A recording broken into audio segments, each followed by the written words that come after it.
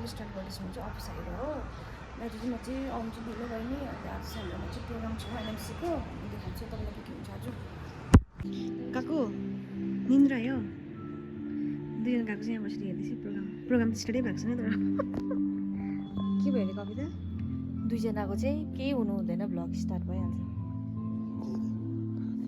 हजुर कुनै नचाहिँ हिजो चाहिँ रुटी नचाहियो दामी नाच्दो रहेछ त दुईजना काकु चाहिँ दामी डान्स गर्छ रिल्स दामी बनाउँछ दुईजना काकुहरूले चाहिँ आजको प्रोग्राम चाहिँ एनएमसीमा गरेको हो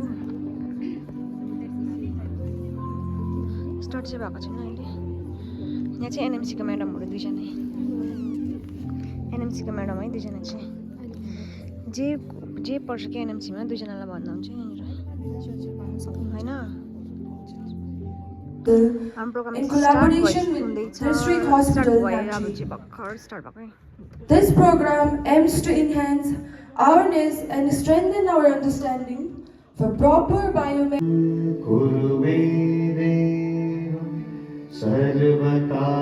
Shri Siddhi Vinayak Namo Namaha Ashtavinayak Namo Namaha Ganapati Bappa Moria प्रथम भनौँ त्यतिबेला वेस्ट म्यानेजमेन्टको कुनै प्रावधान थिएन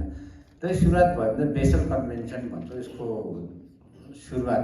1989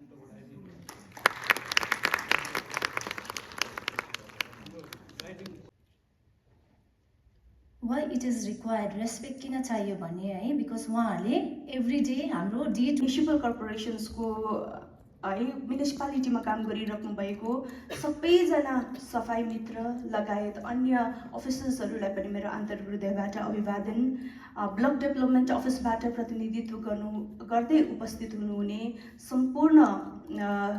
पञ्चायत इन्सपेक्टर हामी समाउँछौँ भने आफ्नै घर पनि झाडु लगाउन नसक्ने स्थितिहरू पनि हुन्छ है सो त्यसले गर्दाखेरि त्यो सन्दर्भमा पनि तपाईँ हामीले बुझ्न सक्नुपर्छ कि हामीले यति थोरै त काम गर्न सक्दैनौँ भने डिस्ट्रिक्टको यत्रो ठुलो वेस्ट म्यानेजमेन्टको सबैवटा जडहरूलाई पक्र्ने चाहिँ सफाई मित्रहरूले कस्तो प्रकारले काम गर्नु हुँदैछ त भन्ने कुरालाई लिएर आजको उहाँहरूलाई सम्मान दिँदै आजको यस कार्यक्रम पनि रहेको रहेछ भन्ने कुरा चाहिँ मैले भर्खरै बुझेको Restaurant area for lunch. Thank you. आजको प्रोग्राम चाहिँ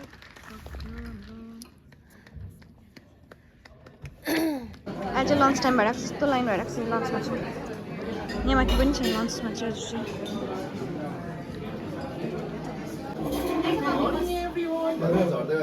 अहिले चाहिँ हाम्रो प्रोग्राम सकेर चाहिँ हामी चाहिँ बसिरहेको छ गफ गर्दै हो अब चाहिँ हामी लन्चमा जानुपर्ने छ लन्चमा चाहिँ पुरा भिड रहेछ कि त्यही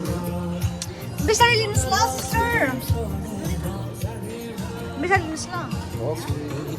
अब चाहिँ हामी लन्चमा हो यहाँ चाहिँ खाली भएछ यो चाहिँ आजको हाम्रो लन्च हो बिस्तारै लिनुहोस् ल सिस्टर कवि मिस्टर बुढी बिस्तारै पनि खानेवाला छु हो यहाँ चाहिँ हाम्रो चाहिँ के छ भने चाहिँ फिस अनि चिकन अहिले चाहिँ हामी यहाँ बहिनीको आलु ल्याएको रहेछ कि सिलगढीबाट बेच्नु लागि जसलाई किन्नु छ आउनुहोस् बहिनीलाई कन्ट्याक्ट गर्नुहोस् आलु किन्नुको लागि चाहिँ हो अनि हामी चाहिँ छुट्टी भएर अब हामी चाहिँ घर मलाई आउनु पसन्द सघाउँछ होला नि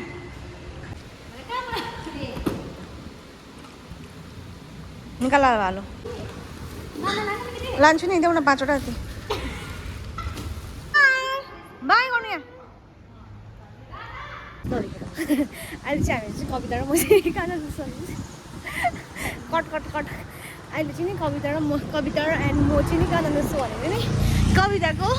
सिलिन्डर भर्नु जाँदैछ हो यहाँनिर कति भिड छ अब हेर्नुपर्छ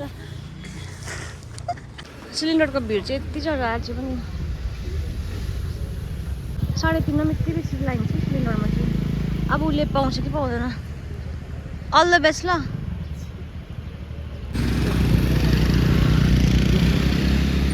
कविता चिको चाहिँ हुन्छ अरे अब लाइनमा गयो उठ्यो अब म चाहिँ गएको रुम यतापट्टि हालत त्यस्तो भयो कि गरमले उकालोमा ब्यागहरू यति ठुलो त्यस्तो भएर चाहिँ हालत चाहिँ मेरो अहिले चाहिँ रुम जाँदैछु म चाहिँ रुम आइपुगेँ होइन भर्खर अन्त मलाई चाहिँ घरबाट के पठाइदिएछ म सब्जी देखाउँछु ल तपाईँहरूलाई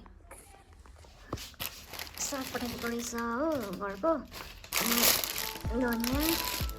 त्यहाँदेखि ब्रोकोली हो टमाटर अनि गाजर हो त्यहाँदेखि यो भेन्डी थ्याङ्क यू सो मच मेरो बहिनीलाई अनि मेरो अनमहरूलाई सब्जी पठाइदिनु भएकोमा मेरोमा चाहिँ डल्ले खोर्सानी सकिरहेको थियो नि डल्ले खोर्सानी पनि पठाइदिएछ घरबाट चाहिँ बट्टामा म चाहिँ अहिले चिया खाँदैछु हो अनि thank you so much for watching my short video है बाई